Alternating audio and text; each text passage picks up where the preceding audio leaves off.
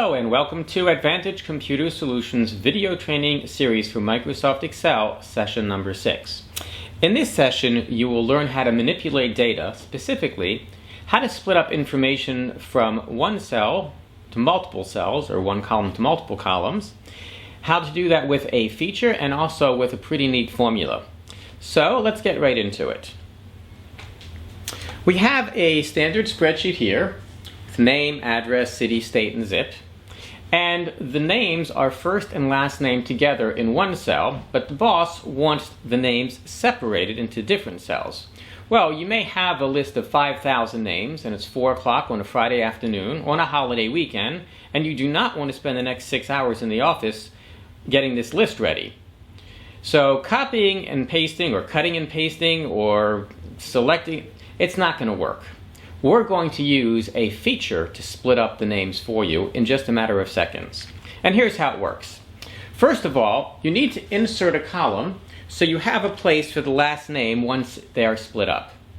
Next, using Shift and down, as we learned in an earlier session, we're going to select all the names that you want to work with. Again, there could be thousands of them. From the menu on top, you're going to click on Data. Down and slightly to the right, there's an option called Text to Columns. We're going to click on that. It's exactly what we want to do. We want to split up text into columns. There are two ways of splitting up information: delimited and fixed width. Fixed width is good if you have the same number of characters with the same width in every cell, and you can draw a line between them and split them up, and that almost never happens. It can be useful, but it's rare. So we're not going to focus on that. Delimited means there's a character, such as a comma or a space, or maybe a colon, that you can focus on in each cell, that's common to each cell, and we use that as a delimiter, a character which can be used to split up the information. So we're going to click on Next. There are certain default settings already for delimiter characters. Tab doesn't exist. You can uncheck that. It's not going to really matter. There's no such thing as a tab. I'm not sure what it's doing there. And we're going to choose the option for space because there's a space in every person's name. You can already see in the data preview what's going to happen when we click Finish. It will split up the names, first and last name, exactly what you need it to do, and you can get it done in just a matter of seconds instead of hours. Let's look at another example where we have last name, comma, and then first name. Again, you need to split up the names, first and last name, and you don't want to spend hours doing it. So we're going to insert a column to give ourselves a place to put the last names. And now we're going to select all of the cells going down. Again, could be thousands. We're going to choose Data from the menu, and then Text to Columns. Delimited is our choice, so we're going to click on Next. In this case, though, instead of a space, we're going to uncheck that box. We're going to check the box for comma.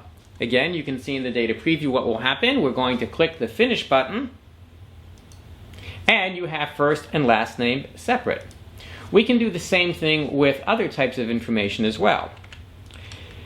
Here we have a list of parts: description, reference number, quantity. And in this case, you have a part number, and some of the part numbers have a suffix separated with a dash, a hyphen. And in order to compare this list maybe with another list that you have, you need to separate the parts away from the hyphen because they're not used in the other list, let's say. Again, we can use our Text to Columns feature. Simply insert a column to give ourselves a place to put the new information.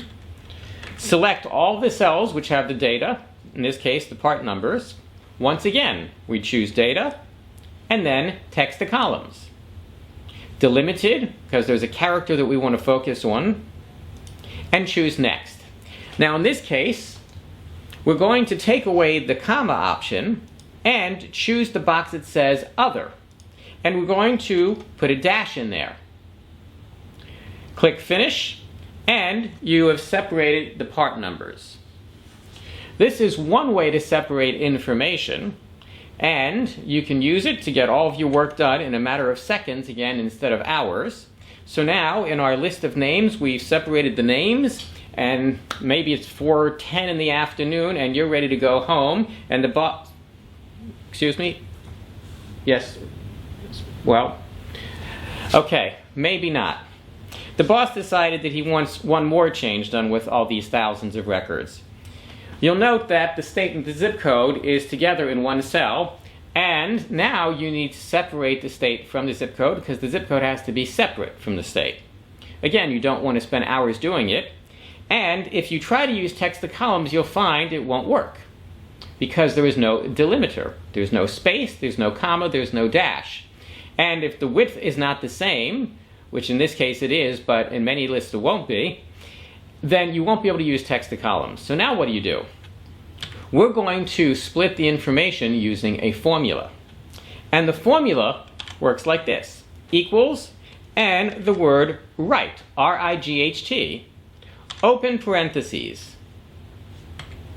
We're now going to select the cell that we want to get the data from and put a comma.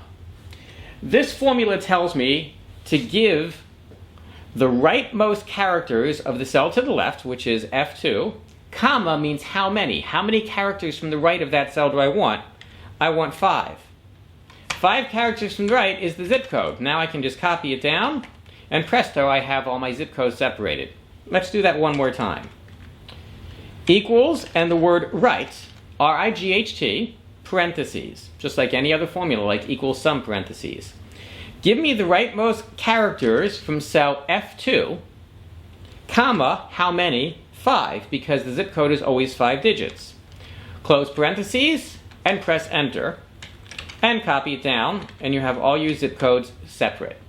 Again, doing work in a matter of seconds instead of hours.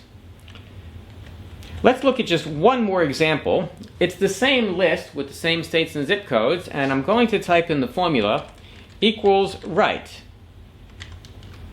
And I'm going to do again, in this case, E2, comma 5, and copy it down, and you can see there's a problem. It doesn't work. Some of the zip codes are only 3, and something is seriously wrong with this.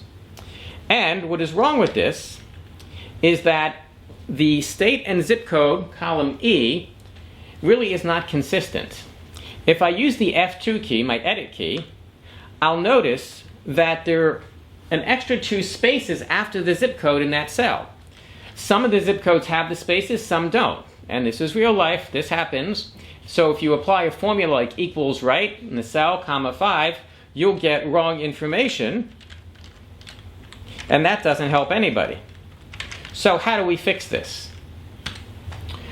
There is another function called equals trim, which trims unnecessary characters out of a cell. So we can use equals trim E2. That's all we need. And that will take off the extra spaces that were not necessary from that cell. Copy it down. Now all of these cells don't have extra spaces. And now we have to do a copy paste special values.